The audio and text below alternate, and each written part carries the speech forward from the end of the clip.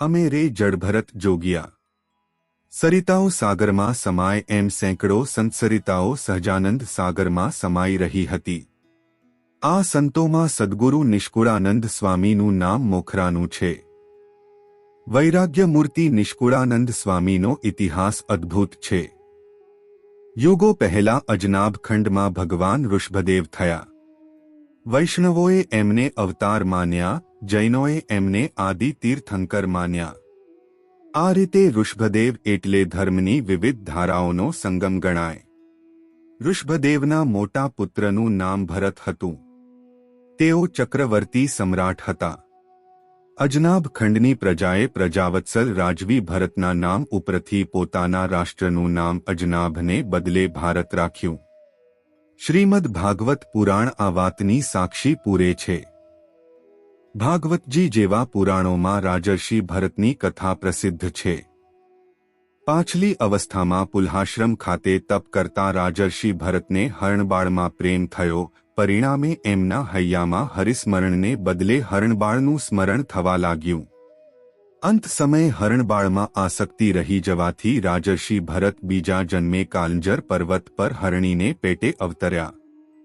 હરણના દેહમાં પણ ભરતજીને પૂર્વજન્મની સ્મૃતિ યથાવત રહી એમ ભાગવતજી કહે છે। પછીના જન્મે ભરતજી ગરીબ બ્રાહ્મણને ત્યાં જડભરત રૂપે અવતર્યા। અહીં પણ એમને પૂર્વજન્મની સ્મૃતિ યથાવત રહી। જડભરત મહાજ્ઞાની હતા, છતાં ફરીથી ક્યાંક આસક્તિ મૂળ ન મૂકે એ માટે જાણી જાણીને પાગલની જેમ વર્ત્યા। અવધૂત રૂપે વિહરતા જોગી જડભરતે સિંધુ દેશના મહારાજ રહુગણને વેદાંત અને યોગના સારરૂપ જે ઉપદેશ આપ્યો તે ભાગવતજીના પંચમસ્કંધમાં અવધૂત ગીતાને નામે ઓળખાય છે। હિમાલયના શિખરોમાંથી પ્રગટેલી નદીની ધારા મહાસાગરમાં ન મળે ત્યાં સુધી અવિરત યાત્રા કરે, એ જ રીતે રાજર્ષિ ભરતની યાત્રા જન્મોજન્મ ચાલુ રહી। સમય જતાં રાજર્ષિ ભરતના આત્માએ જામનગર પાસેના શેખપાટ ગામે ગુર્જર સુથાર જ્ઞાતિમાં જન્મ ધારણ કર્યો। લાલજી સુથાર નામ પડ્યું। એ જ પાછળથી નિષ્કુળાનંદ સ્વામી તરીકે પ્રસિદ્ધ થયા। નિષ્કુળાનંદ સ્વામીએ પોતાના પૂર્વજન્મનો સંકેત સ્વરચિત પદોમાં અનેકવાર આપ્યો છે। પોતે પૂર્વજન્મમાં રાજર્ષિ ભરત હતા એ વાતને યાદ કરતા સ્વામી કહે છે, આગે તપસી તપસા કરતા રહ ગઈ કિંચિત કામા, સો કારણ યહ નર્તનું ધર્યા વો જાનત હૈ રામા, मैं हूँ आदि अनादि आ तो सर्वे उपाधि। બીજા એક પદમાં પોતાના જડભરત જન્મને યાદ કરતા સ્વામી કહે છે, અમે રે જડભરત જોગ્યા ઈચ્છું નહીં વૈભવજી, જગત પદાર્થ જીવને રૂચે નહીં જેમ રોગજી।